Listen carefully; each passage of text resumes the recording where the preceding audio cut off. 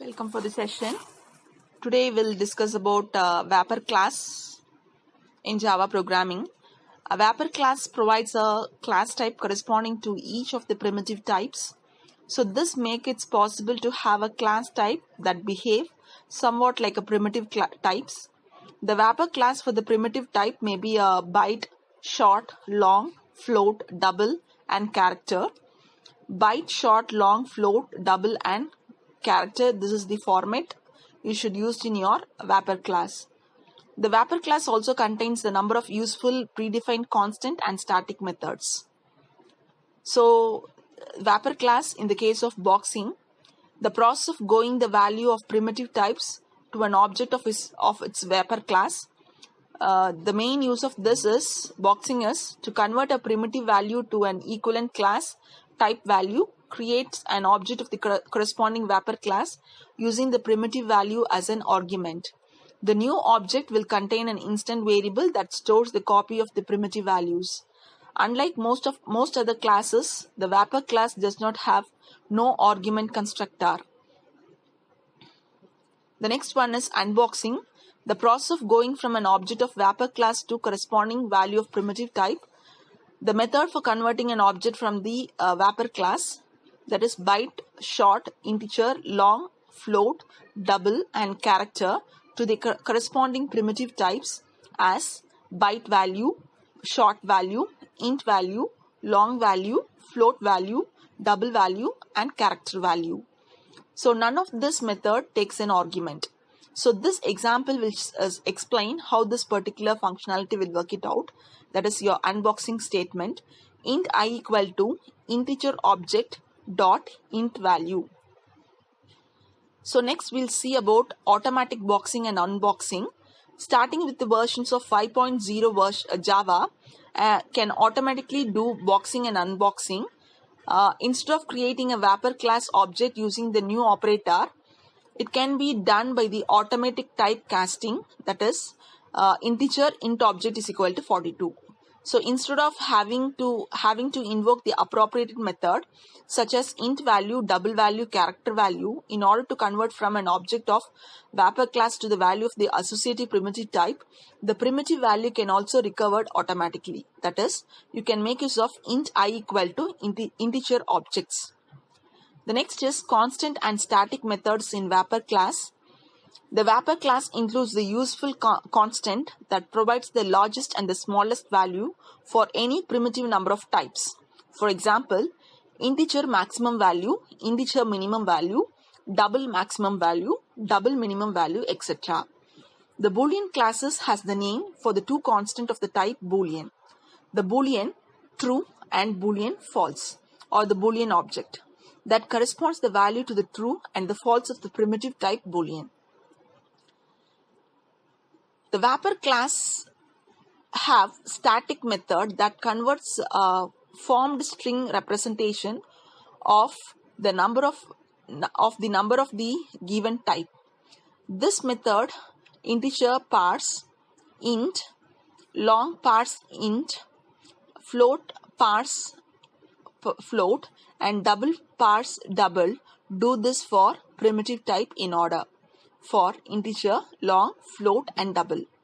Vapor class also have a static method that convert from the numerical value to the string representation of the values. For example, the expression double to string 123.99. So this will return the value of 123.99. The character class contains the number of the static member that are useful for the string processing. The next one is some methods in class characters. So the first one is the class characters in the java.language.package. So here you'll have a package class called as method called as to uppercase. So this will returns the uppercase version of its arguments.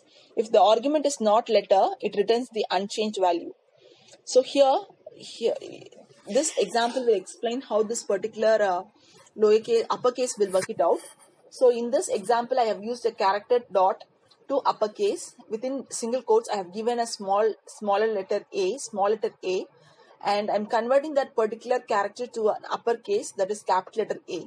So here this both will return the value called as A, because you are converting the particular character as a lowercase small a to a capital A.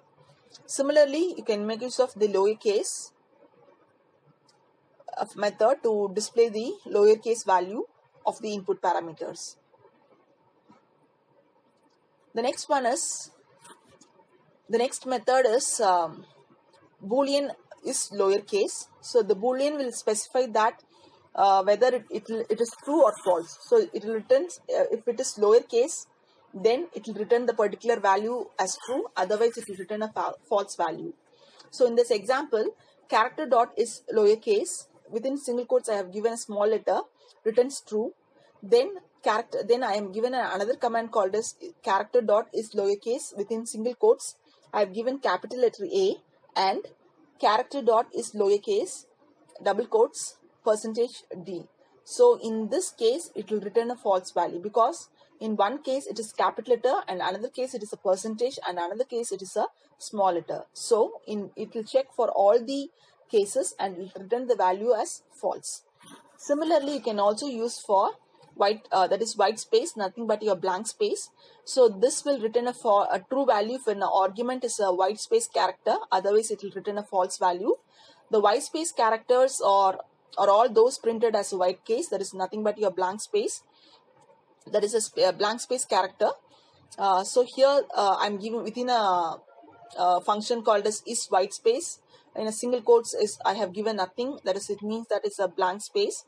So it will returns a 2, whereas in the case of white space within a single quotes I have given a character called as capital A, it will returns a false because you have given a character called as A inside the particular program command.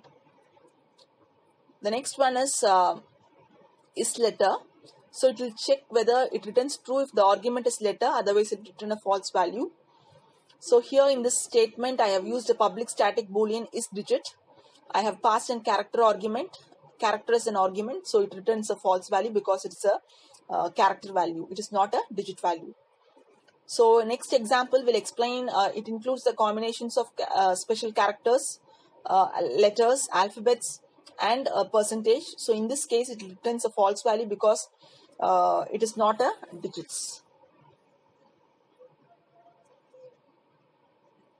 So the next one is string tokenizer class. The string tokenizer class is used to recover the words or token in a multi-word string. You can use white space character to separate each token, or you can specify the characters you wish to use the separators. In order to use your string tokenizer class, you should be sure to include the following thing. That is, you have to use a package called as import java.util.string tokenizer package inside your program. So these are some of the methods which will be supported for string tokenizer classes. So the first one is string tokenizer class. So this was one which has been available inside a package called as java.util package. So this is a constructor which will help you to use your white space character separated when finding a tokens in the particular string. So similarly, I have used another function called as public boolean has more token. So test whether there are more tokens available from the tokenized string.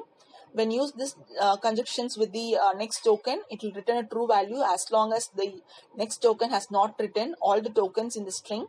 So otherwise it will return a false value. So the next one is string tokenizers with the next token. So this will return a next token from the tokenizer string, and it will throw some kind of error if there is any difficulties found in throwing the difficulties in finding out the exceptions. So here in the program I have used public string next token string delimiters. So first change the delimiter characters to this token string delimiters, then returns the next token from the string tokenizers.